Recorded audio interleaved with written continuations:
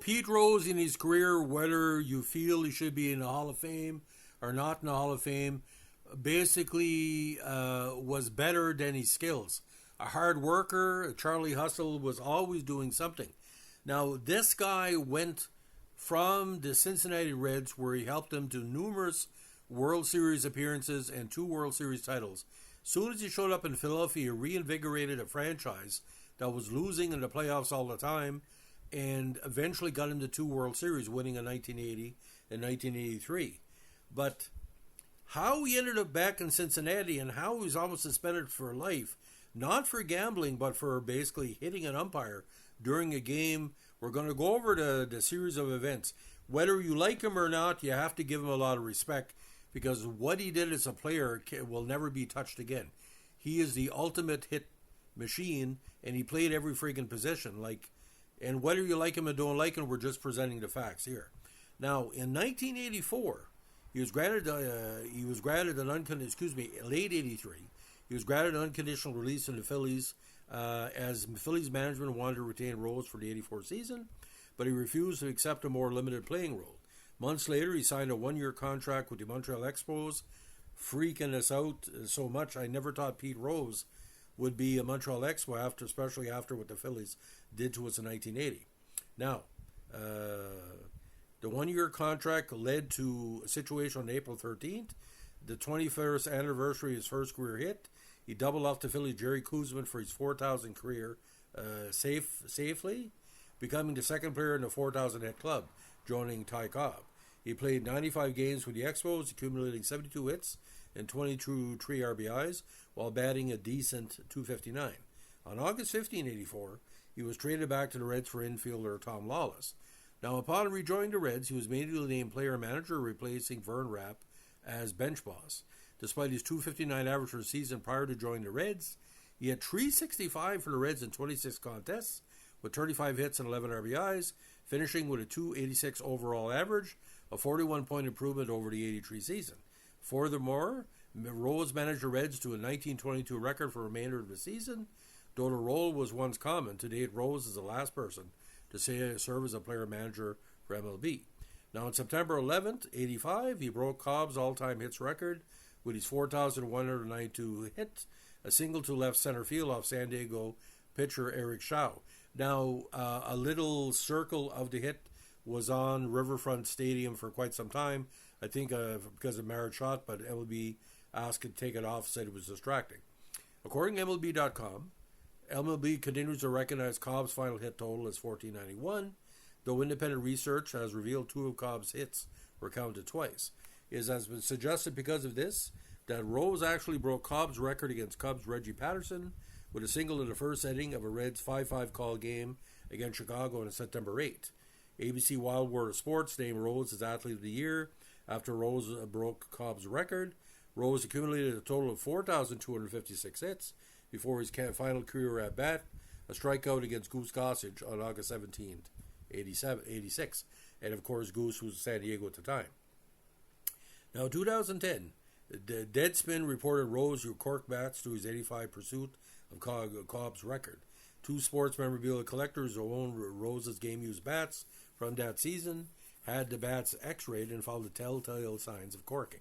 Rose had previously denied using cork bats. In a report for ESPN the magazine, it was noted that Rose had associated with Tommy Gioso, the manager of a Gold's Gym in suburban Cincinnati that sold anabolic steroids in the late 1980s.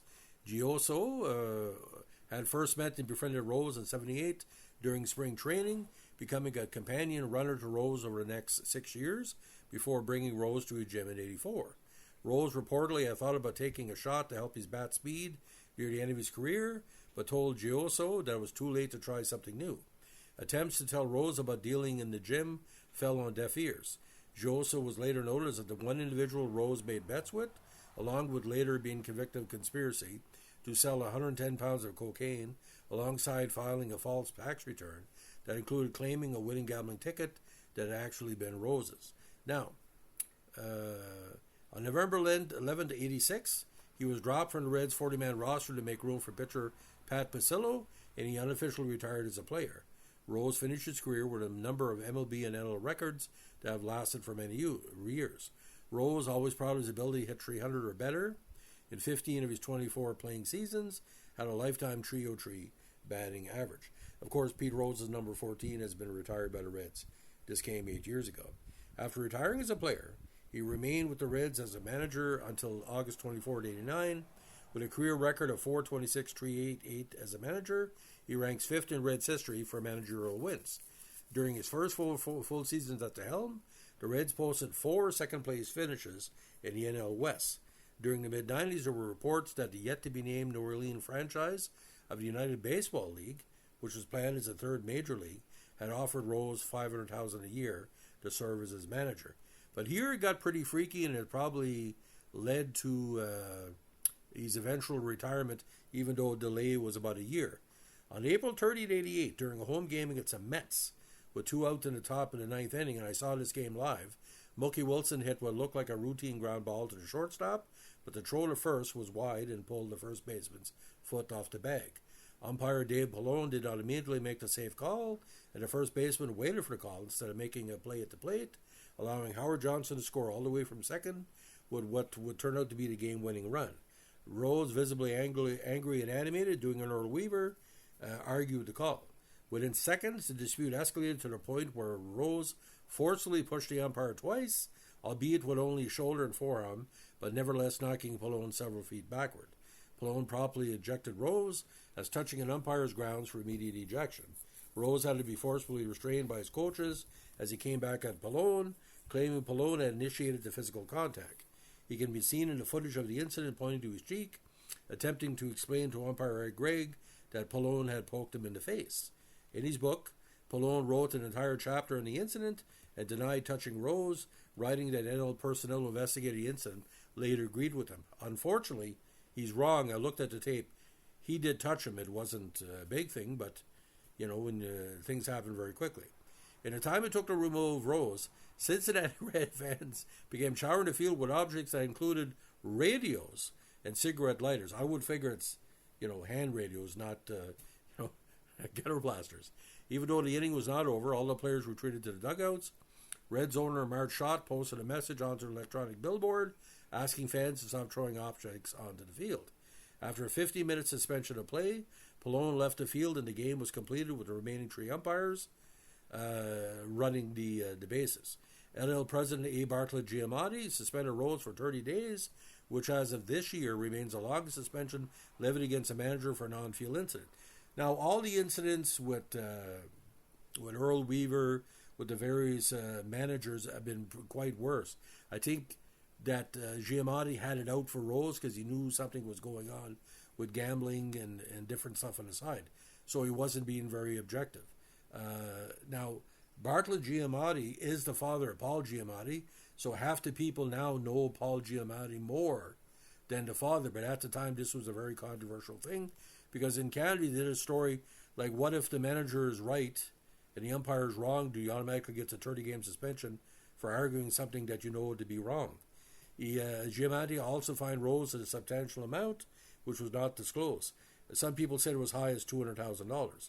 Giamatti said such incidents are not business as usual and will not be allowed to become so.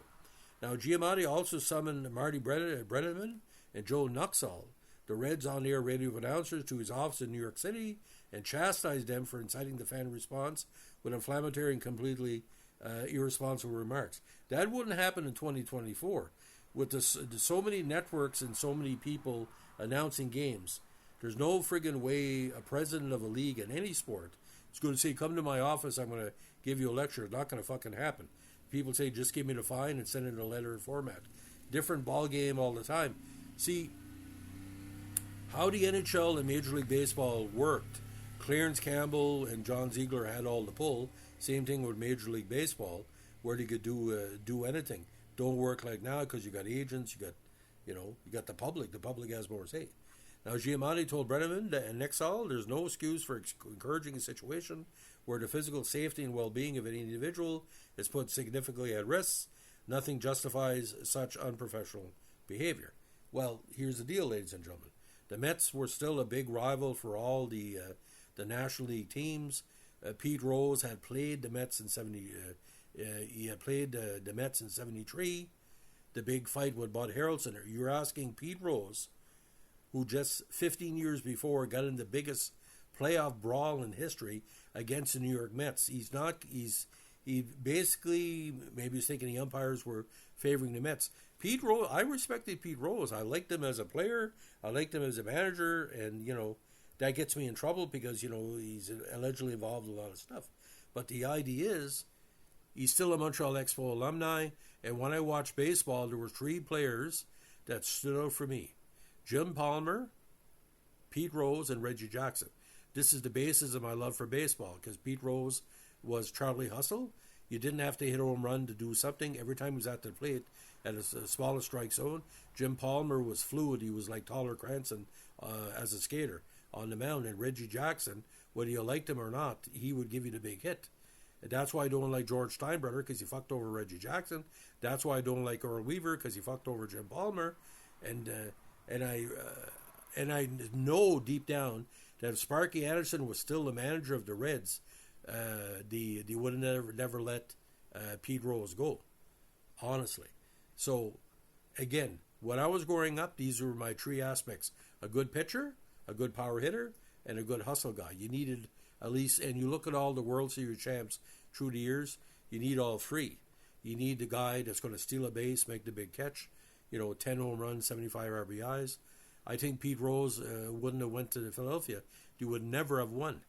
They would never have won because the Phillies needed that straw to start a drink.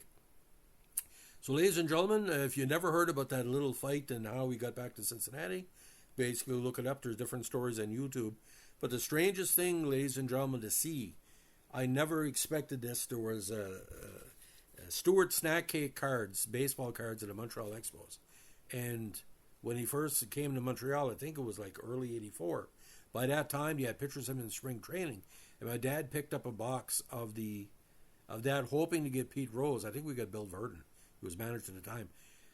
How does Pete Rose go from being a world champion, in 1980, to on a regional cake box baseball card in 4 years? The many lives of Pete Rose, as I can say. I'm going to post that pictures of Pete Rose as an Expo. I'd love that. So, ladies and gentlemen, if you like what you're doing here with our historical podcast, and I think basically Pete Rose was baseball, and baseball is flawed. There you have it. Have a good day, and as we like to say in Northern New Brunswick, swing for the fences. Don't forget Northern New Brunswick Hospitality Days, Bonamy Festival, Charlotte Fall Fair. Enjoy the festival. Summertime in New Brunswick. You got baseball and festivals. Tremendous. Thanks for listening. Bye.